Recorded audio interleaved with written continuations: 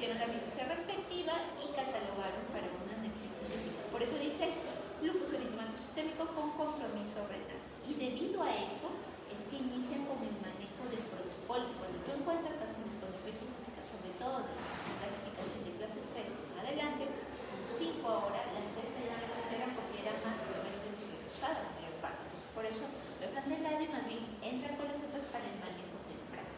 Entonces, realmente a partir de la 3 tú dices, podemos usar el esquema que involucra corticoide de altas dosis, ya no solo de 1 miligramo por kilo por día, sino más bien pulsos, como el prednisolona, seguidos de inmunosupresor parenteral. ¿Cuál es el inmunosupresor parenteral? Ciclofosfamida.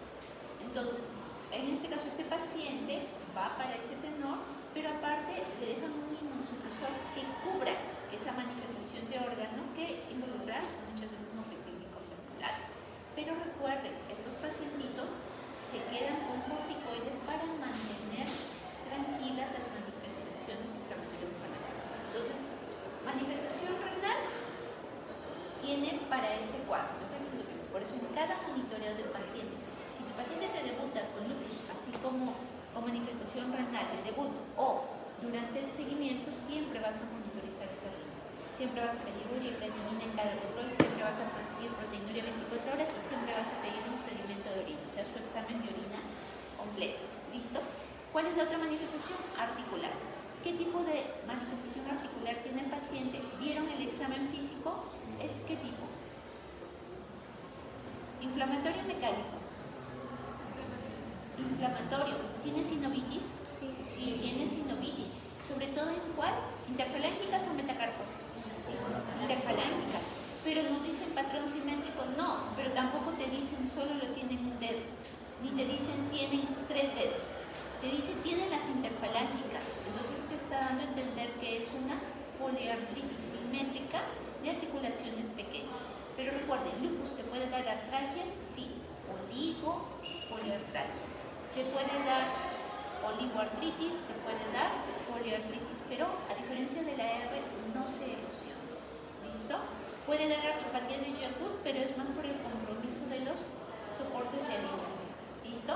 Entonces, ¿te puede dar mialgias? Claro que sí. Te puede dar miositis, ¿listo? Que involucra debilidad objetivable. Es decir, ustedes hacen ¿qué test usan para medir fuerza muscular? Danes. Entonces, tú ves en la evaluación y sobre todo generalmente ellos tienden a hacer miositis de tipo proximal.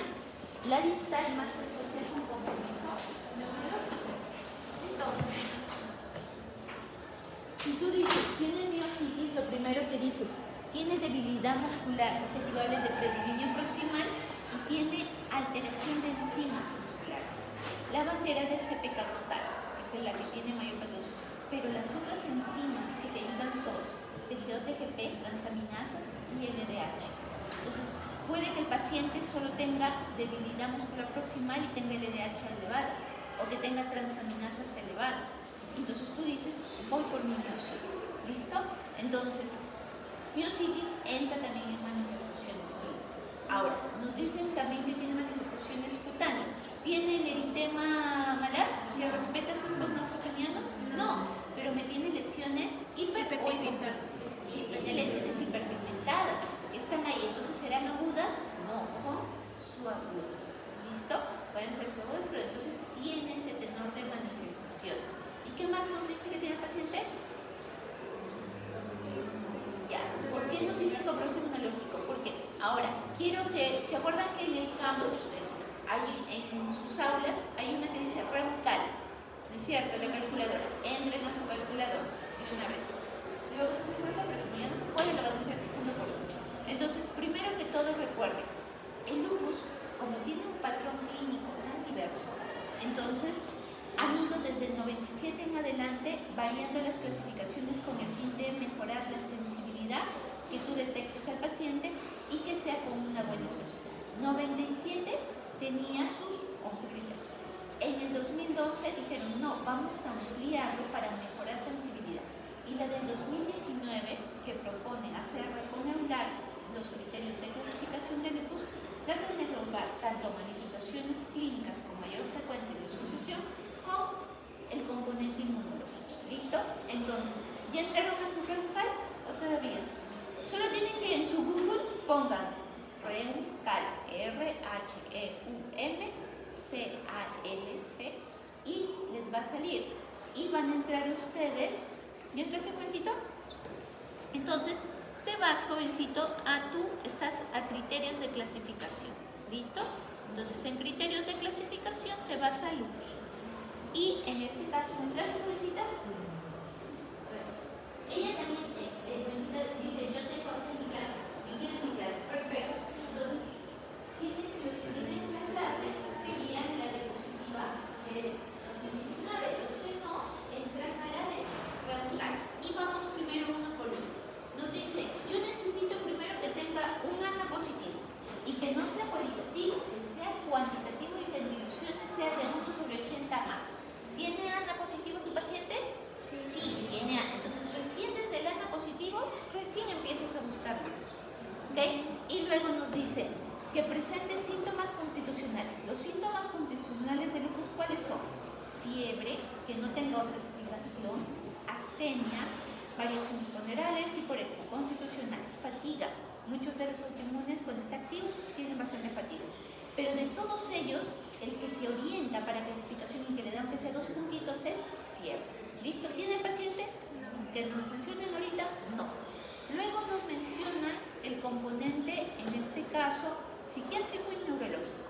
El paciente ha tenido convulsiones, ha tenido ahorita en la segunda evolución, pero ahorita no, en la primera consulta que la ve, no tiene convulsiones. No tiene convulsiones, no tiene cuadro funcional agudo, no tiene psicosis, no tiene compromiso de partenero, no tiene compromiso vascular, nada de eso.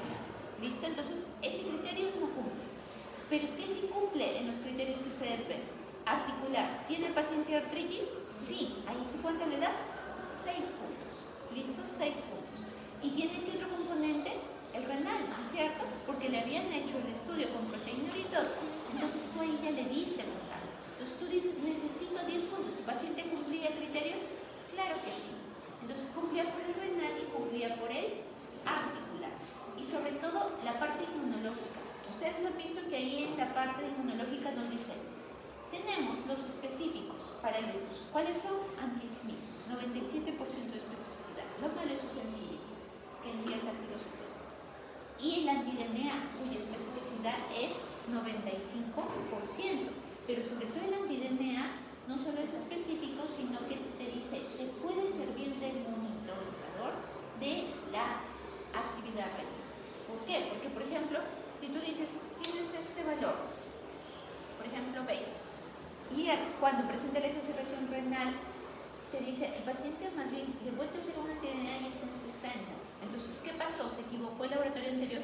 No, puede variar los títulos de acuerdo a la actividad. ¿Listo? Eso te puede señalar un parámetro. Esos son los específicos. Por eso, ¿cuánto les da de puntaje? No, en los anticuerpos. 6 puntos. ¿Listo? Pero ¿y los otros anticuerpos cuánto les dan? Por ejemplo, a los antifosfolipídicos le dan solo 2 puntos. ¿Por qué? Porque esos anticuerpos de anticardiolipina, anticoagulante te van a ayudar, pero sobre todo los antifosfolipídicos, en este caso, también está presente en el otro cuadro que se llama síndrome antifosfolipídico, que es una entidad que se caracteriza por criterios mayores y menores de acuerdo al compromiso vascular. Es decir, SBs isquémicos, hemorrágicos, cuadros de tromboembolia, cuadros de trombosis, abortos, relativamente temprano, óbitos, pérdida dental, compromiso vascular. Entonces, te dice, tiene cuadro clínico más, en este caso, anticuerpos a favor. Entonces, por eso dice, el SAF es una entidad que se da en mujeres en edad fértil, puede ser primaria, o sea, no tiene otra explicación, y puede ser secundaria. Y de las secundarias, la más asociada es con lupus. ¿Listo? Entonces, en este caso, por eso es que le dan solo 2 puntos. ¿Listo? Y el otro que te dice complementos, C3, C4. Pero ese tiene más puntaje que lo que es antifosfolipídicos. ¿Y por qué tiene más puntaje? Porque esto generalmente llega un momento en que cuando encontrabas C3, C4 bajos, te indicaba generalmente que estaba asociado con lupus. Porque en las otras inmunológicas no te lo disminuía tanto como en esta sí. Por eso le daban ese peso. Entonces, su paciente cumple criterios para el lupus de acuerdo a lo que han especificado, pasan los 10 puntos,